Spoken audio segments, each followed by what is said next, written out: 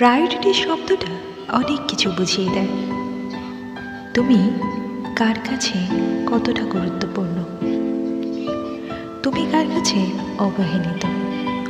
অনেক কিছু মুখে বলা দরকার হয় না, ব্যবহারে তার অনেক কিছু প্রকাশ পাওয়া যায়।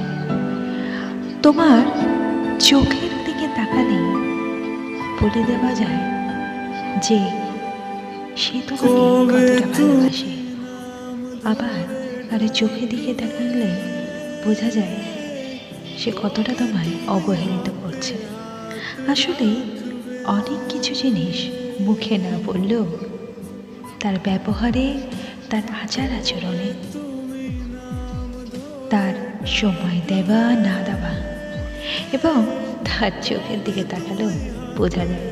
তাই তো চোখকে মনের আয়না বলে, আর সাইকোলজিতে it's a big part.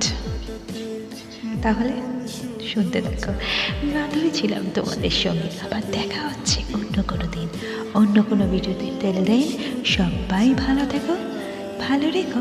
Tata. এই ভালোবাসা তোমাকে